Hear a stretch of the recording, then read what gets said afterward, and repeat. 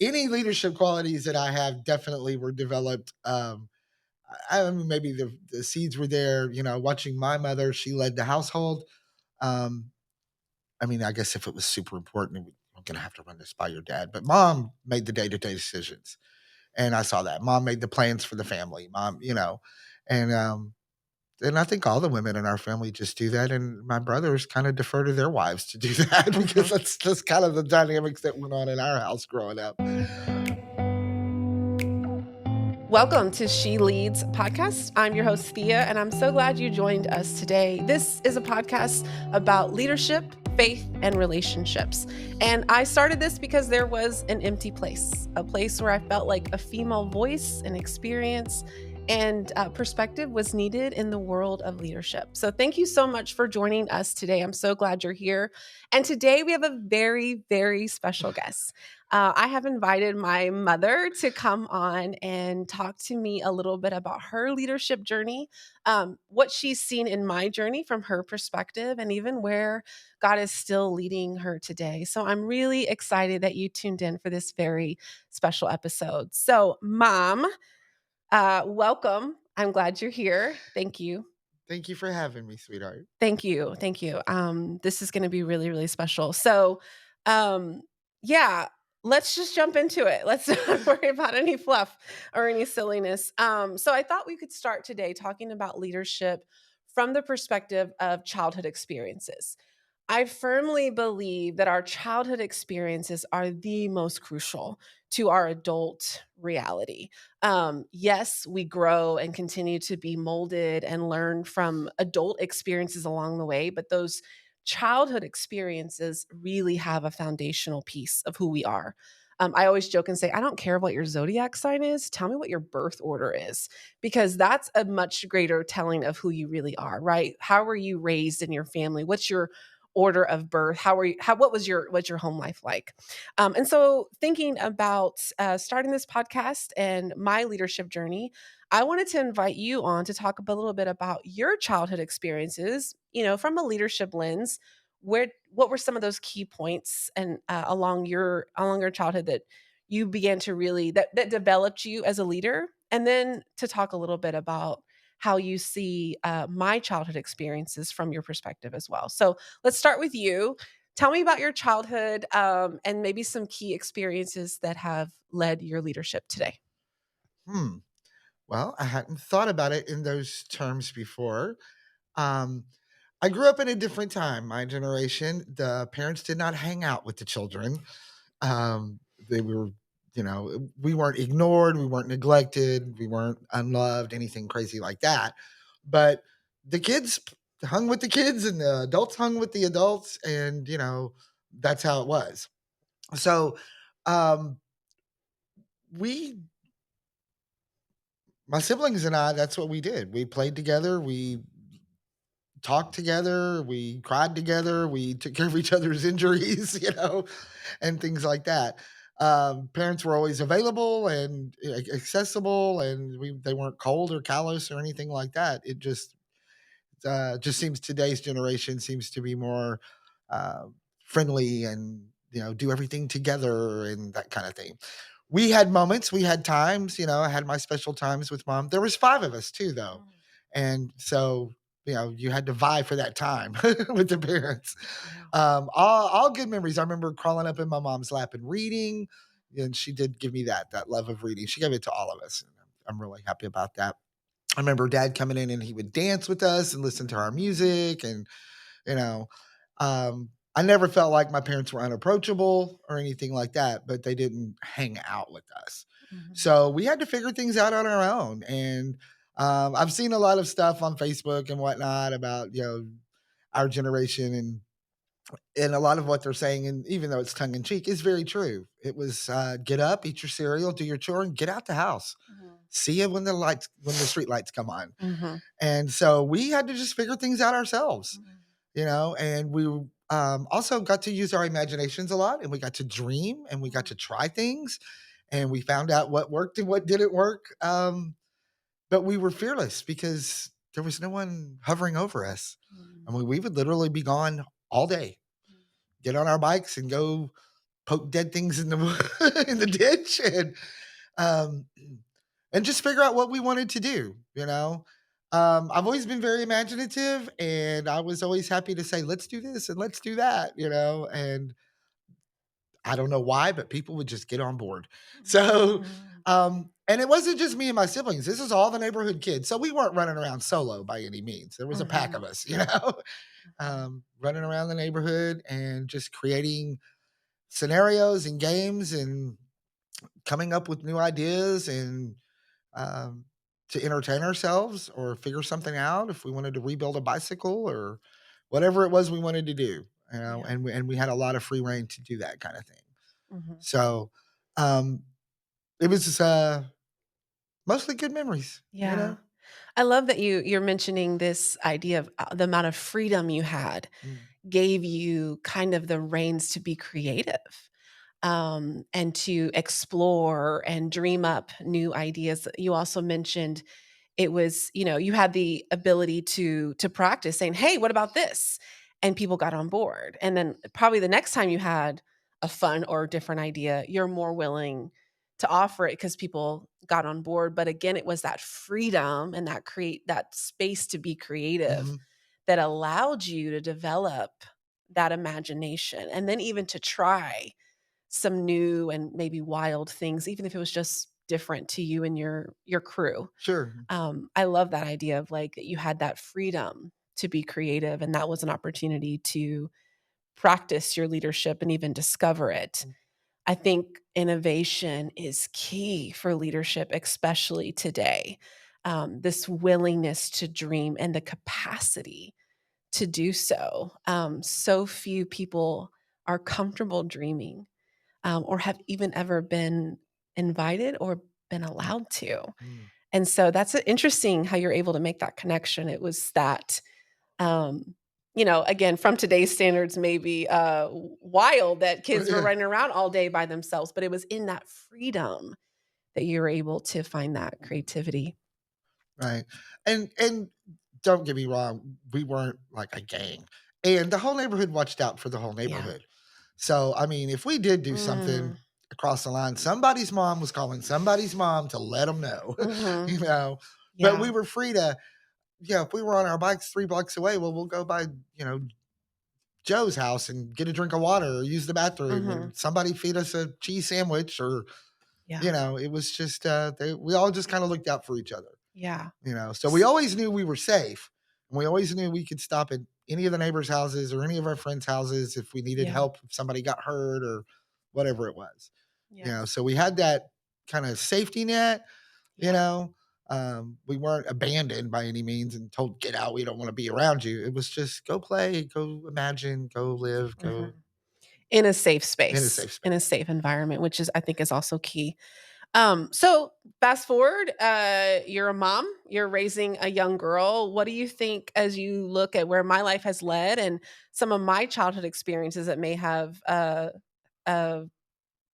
poured into my leadership today? Well, this is a little bit difficult because I don't want to speak for you. All right, so it's, you know, I may not be correct Okay, in my I'll assumptions, tell you. but you know, I look back and I know that you know, because of my experience with active alcoholism and addiction, that there was a lot more chaos than there should have been for any child. There was instability. There Mm, was, you know, I guess that's probably the 2 best words, you mm, know? But I also know, and it's just way on the other side being able to look back, that despite that, I got some things right, mm, you know? I mean, no parent gets it all right, no matter what, no matter the best of parents make mistakes, of course. We're all flying blind and just trying to be the best we can be. Um, I wanted to always lead with love, but I know that I was so ruled by fear mm, and trapped in that bondage of addiction that that didn't always come through. mm, Um, so I know that there was probably times when you didn't feel completely safe or that I was completely reliable. mm, You know, I was always there, but was I there? mm, You know, I wanted to be, I meant to be, I tried to be, but I know that I couldn't always be. mm. So, um, I know that you probably had to learn how to take care of yourself in some ways that, a lot younger Mm, than most other kids, mm, you know? Um, I remember that came to light to me when you went off to college, and I remember you called one time and you said, "Everybody else's parents are calling them and asking them if they're eating right and how are they doing and where's their laundry and do they have this and do they have that?" And you never asked me those questions. mm, And, it was because you've always taken care of those things. It never occurred to me you would go to college and not. mhm, You know how to cook, you know how to do laundry, you know how to clean your room, you know how to take care of those things, so I just assumed you were still doing those things. And I understand that what you were saying was just ask about me, mm, you know? Um, but I remember just at the time, it was like, "Why would I ask you that? Because you do those things." But you had to learn how to do those things very, very young. mhm, Um, just the simple fact of you couldn't even be sure I was gonna get you up for school on time, mm, you know? Things like that. So, um, some of the inconsistencies, mm, made you have to be very self-reliant, I think, a lot mm, earlier than I wish it had been, mm, unfortunately, it's just the way it was, but I think out of that, of course, later, that through your faith journey and God's amazing power, he's been able to take those quote unquote negative experiences and use them for a positive, mm, and that's one of the great things is that even I can look back and say any of the mistakes I made, any of the things that I felt mm, bad about that I wish I could redo. Today, honestly, I can say, no, I wouldn't redo it because it took all of that to get mhm, here. mm, You know, was it uncomfortable? Could it have been better? Sure, maybe. I don't know. mhm, I don't think it could have been better. It was the way it was. mm. That's who I was at the time. That's what was going on. So I think we all do the best we can with what we have to work with. I just didn't really have a lot to work with at that Yeah. time, you know. So, but I also believe that some of the things that I gave you was you always had a voice. Mm, I was always willing to hear your side of things. I wanted you to be free to express yourself, whether you were happy, sad, mad, frustrated, whatever it was, that you were free to express all of your emotions. There was nothing you weren't allowed to say or do. mm. I mean, Yeah. you have to behave appropriately, but Mhm, you were free to speak mhm, your mind about how you felt about things, even about the rules I made or didn't make or mhm. um and so because that was always very important to me that you were free to communicate and that you had a voice and knew your voice and were willing to use your voice. Yeah. I can agree with mostly everything you said. Oh, yay. Yeah, for sure. I mean, especially this part about the voice, and I can remember I mean, young, if I try to throw a tantrum, you would say, "Take it like, do the stomp to your room." Right. Like, you're allowed to do that, just not in this space, and even later, I remember being in high school, and got into some real trouble. It wasn't just, "You're in trouble," it was like, "Okay, what happened?" Tell me your side of the story. Tell me what's going on here. And I feel like that conversation lasted hours, which maybe I was trying to Yeah. like save myself in some sort of, but there was this space where my voice was always not only welcomed, but invited and encouraged, even in opposition. I remember in my younger college years when we would have so many disagreements, about politics, because I knew everything at 20. I would be like, "Mom, you raised me this way. What do you mean? How I mean, you raised me to be vocal and to be even to and in some ways to be rebellious and to push against the standards and to ask questions, and so I can agree with all of that. You mentioned earlier, battling with with active alcoholism. Share how getting sober changed our relationship, and then maybe even how that has led into your leadership. Oh goodness. Any leadership qualities that I have definitely were developed. I mean, maybe the seeds were there. Watching my mother, she led the household. Um, I mean, I guess if it was super important, I'm gonna have to run this by your dad." But mom made the day-to-day decisions, and I saw that. Mom made the plans for the family. Mom, and, and I think all the women in our family just do that, and my brothers kinda defer to their wives to do that because Mhm. that's just kind of the dynamics that went on in our house growing up. But, well, you were, 12 when I got sober, and it wasn't like, "Oh, I quit drinking and overnight everything went rosy," There's still the struggle of that early recovery that has been a slow journey for me for sure, and having to learn a whole new perspective and a whole new way to live my life. It has absolutely affected every area of my life, 100%.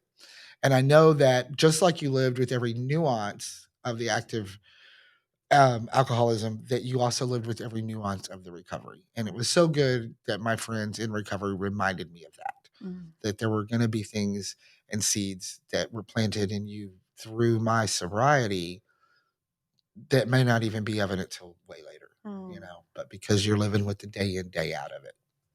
So, um, what it gave me was, just a new perspective on life, a willingness to believe, a willingness to constantly search for solution and the tools on how to do that, how to get rid of that negative self-talk, how to, uh, understand that, yes, there are always gonna be areas in my life that I can improve on, that I have opportunities for growth and maybe a challenge, but that's not the whole story, and to recognize I do have good qualities, I do have good traits, I do have strengths, and that it's not about bragging about them. It's just knowing them and relying Mm. on them, you know? Mm. I remember someone shared with me, "Don't throw your pearls before swine." Well, sure, you gotta be able to recognize swine, but you also have to recognize your pearls. Mm.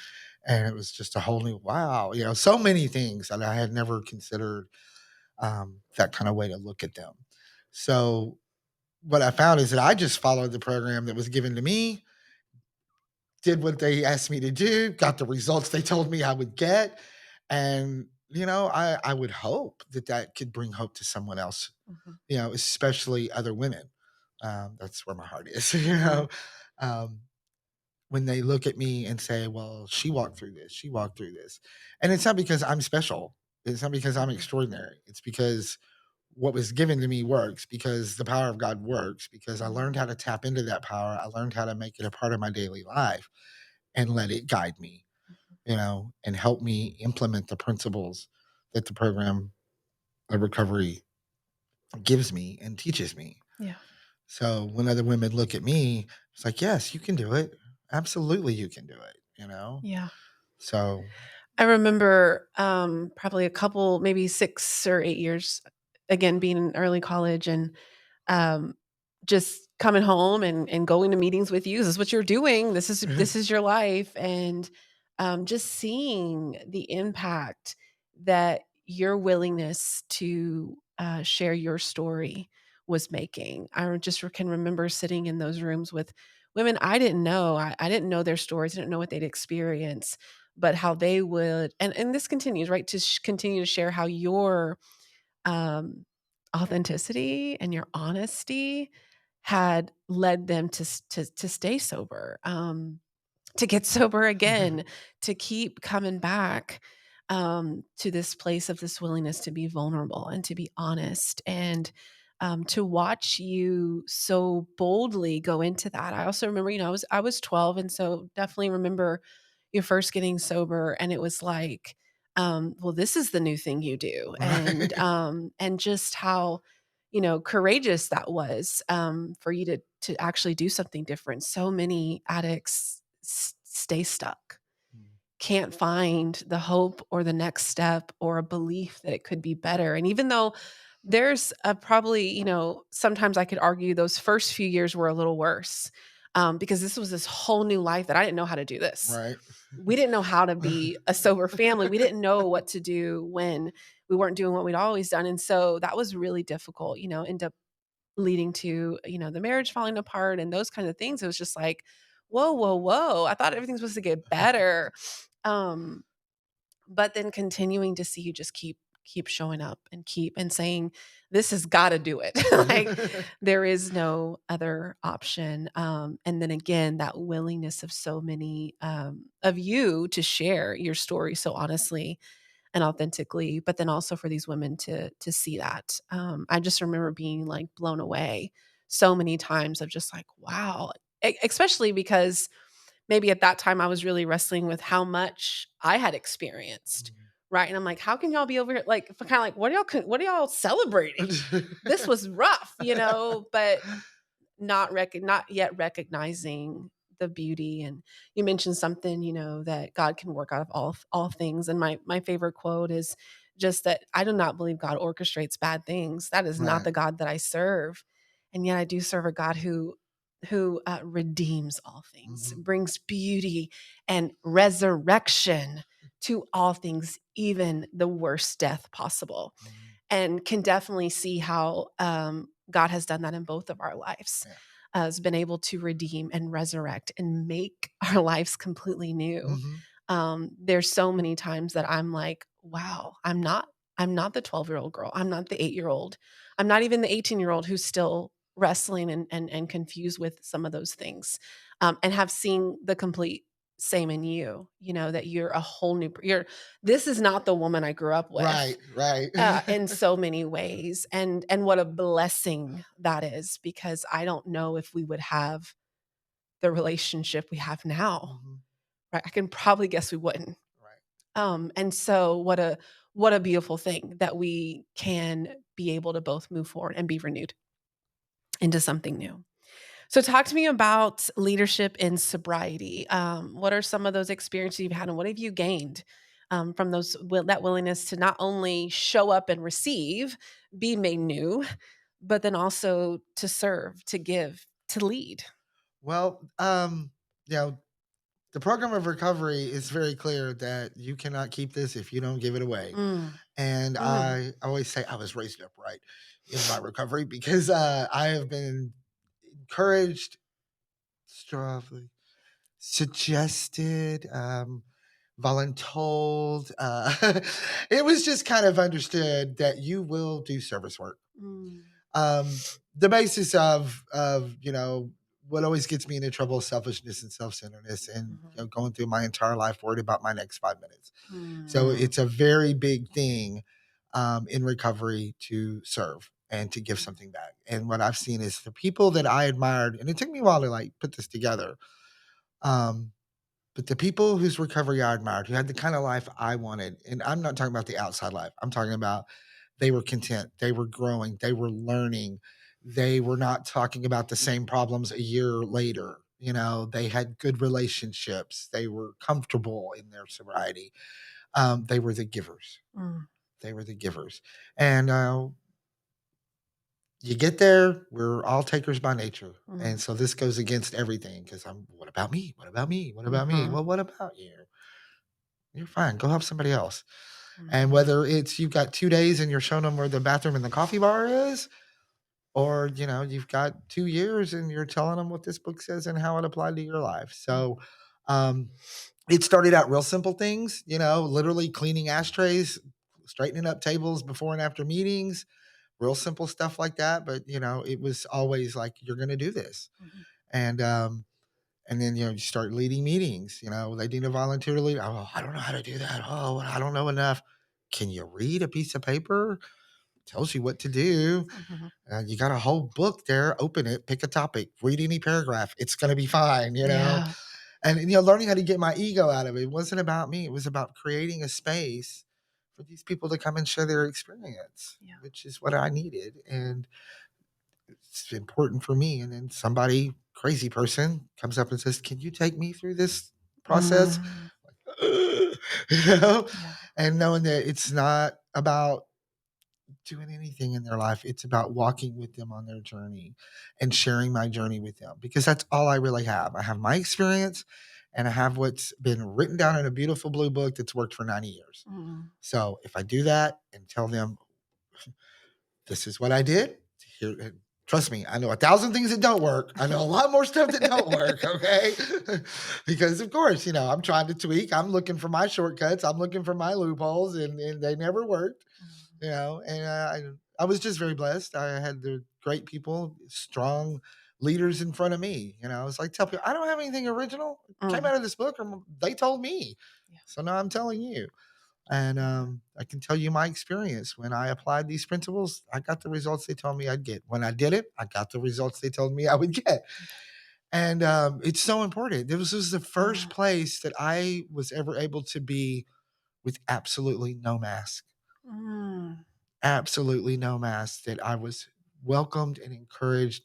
And I Yes. learned to do that because they were doing that. They Yes. were telling their gut level, honest to God, real truth. And it Yes. was like, "Oh my gosh, you think that way too? Oh my Yes. gosh, you feel that way too? Oh my gosh, I'm not alone. Oh my gosh, I'm not weird. I'm not crazy."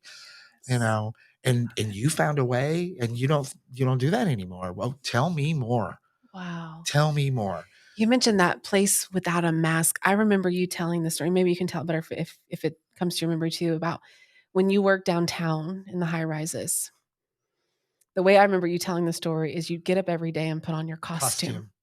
Costume. Mhm. Say more. What did you mean by Yeah. that? Well, because that was, I worked in the corporate world and this is how they expected you to look and be. Oh my gosh, we had to wear pantyhose. It was horrible.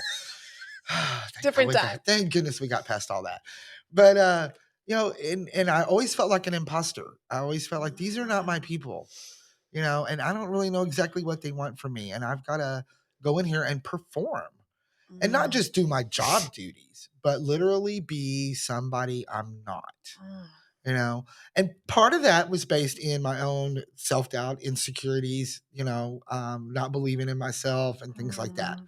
Part of that was still needing a lot of outside validation.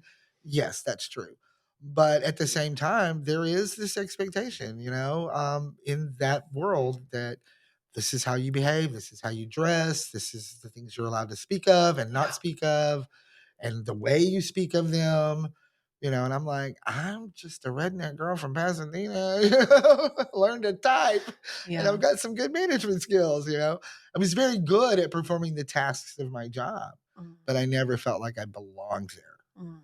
And it was like I couldn't wait to just get home and get out of that suit Mm. and just be me. you Yeah. know And so I love that how you get to a place of authenticity in the rooms, Mhm. right? And really the only way you can get to those rooms is if you're willing to be honest, Right, yeah. right? If you're willing to be honest about what's really going on, Mhm. that what you're trying, this Does not work. facade, this costume isn't working, Right. right? And that to be able to show up and then begin to show up with more authenticity, Mhm. and then you end up finding, I just was thinking, back to that little girl who was running around the streets in the safe freedom, Mhm. right? I doubt you had on a costume then. No. You were yourself and you were with your peers and they welcomed you and celebrated you and you got to lead authentically. And then maybe on another podcast for another day, we can talk, what happened in between. But either way, I've seen a lot of ways that you don't wear a costume anymore, Oh, no. and like I told you when before we started, I invited you. I know exactly who you are, and I wanted you to show up. Right? You didn't have to No. put on a costume. You don't have to Right. pretend to be somebody you're not. Because I definitely think, again, just pulling it back to women in leadership, the more that we are courageous enough to be authentic, to bring our whole selves, our real selves, what a beauty and unique opportunity we bring to the leadership table, to communities, to organizations, to church, to business, to sobriety groups, right? Mhm. To people who are looking to live in a new way, when we're willing to bring that authenticity. I think it's definitely a place that we can start to do that. Mhm. It only gets there that way. I learned that in recovery, and it's probably the most valuable thing. Um, we have little chips that we give out to celebrate our sobriety and mark milestones, and on every one of them it says, "To thine own self be true," Mm. which is, of course, from Shakespeare. But what a wise thing, because that's where it's all at. That's where it all starts and stops. And today, like me, love me, dislike me, it's important to me that I'm real. Mm. And what I found is that maybe people don't particularly like me. I'm not going to be everybody's cup of tea, but they're going to respect me. They know they can Mhm. rely on me. They know that if I said it, I meant it. Mhm. I'm going to show up and do what I said I'm going to do, that Yeah. I have some integrity, and that what you get from me is the truth. Yeah. It's going to be the truth. Yeah. It's good. All right. So while we wrap up this episode, I like to leave with one piece of leadership advice. So, what would be the one thing you would tell someone out there who maybe is wearing a costume? Yeah, take off the mask. Take off the mask. It's safe because you are wonderfully made. Mm, Okay? So live in that and be you. Don't compare yourself to anyone but yourself. mm. Am I better today? Am I growing today? Am I becoming the whole me that needs to show up in life? And just be willing to do it. Yeah. Well, thank you for being willing to come on here You bet. and be your Thank you, authentic honey. self and bring all of who you are. I really, really appreciate it. I'm really, really thankful that we got to have this conversation. So, something I like to do is ask for your comments, for your feedback. I'd love to start to incorporate your thoughts and your questions and what you're experiencing. So, you can email those to sheleadscomments@gmail.com. That's come directly to me. And I'd be happy to do my best to answer those, whether privately or on air. And tune in. We're going to have a second episode with my wonderful mother, and she's going to bring in another guest as well and talk about what she's doing now in the realm of leadership. So you'd want to tune in and be sure to catch that one as well. Thanks so much for stopping by. We'll see you next time.